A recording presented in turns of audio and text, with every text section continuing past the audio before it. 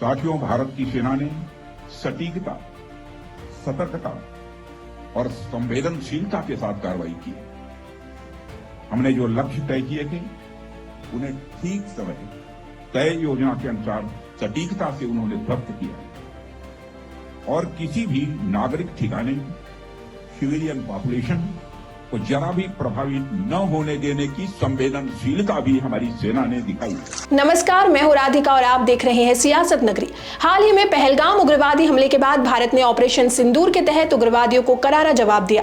इस कार्रवाई के बाद रक्षा मंत्री राजनाथ सिंह ने BRO यानी कि सीमा सड़क संगठन के परियोजना उद्घाटन के मौके पर संबोधित करते हुए पाकिस्तान को कड़ी चेतावनी दी और भारतीय सेना की रणनीतिक कार्रवाई की खुलकर प्रशंसा की। राजनाथ सिंह ने अपने भाषण में कहा कि भारतीय सेना ने सटीकता, सतर्कता और संवेदनशीलता के साथ बीती रात एक नया इतिहास रच दिया।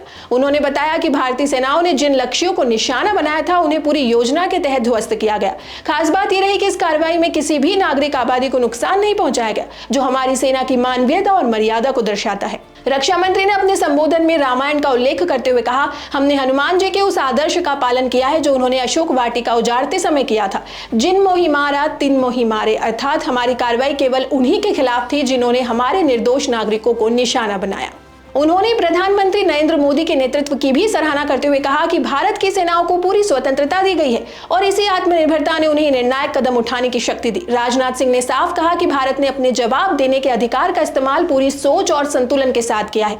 ऑपरेशन सिंदूर के तहत पाकिस्तान अधिकृत कश्मीर में उग्रवादियों के 9 ठिकानों पर हमला कर लश्कर-ए-तैयबा और जैश-ए-मोहम्मद जैसे संगठनों की कमर तोड़ी गई है।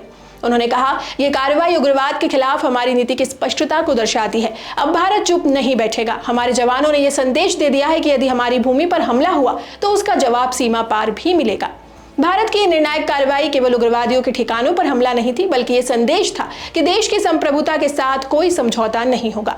ऑपरेशन सिंदूर एक नई सैन्य और राजनीतिक इच्छा शक्ति का प्रतीक है, जिसने स्पष्ट है कि भारत अब अपनी सुरक्षा नीति में न केवल आक्रामकता बल्कि रणनीतिक विवेक का भी प्रदर्शन करेगा। आने वाले दिनों में इस कार्रवाई के अंतर्राष्ट्रीय और रणनीतिक प्रभावों पर भी नजर रखी जाएगी, लेकिन फिलहाल देश एक स्वर में अपनी सेनाओं के पराक्रम को सलाम कर रहा है। आज के लिए बस इतना ही। ऐसे ही और राजनीतिक खबरों के लिए जुड़े रहिए सियासत नगरी के साथ। धन्यवाद।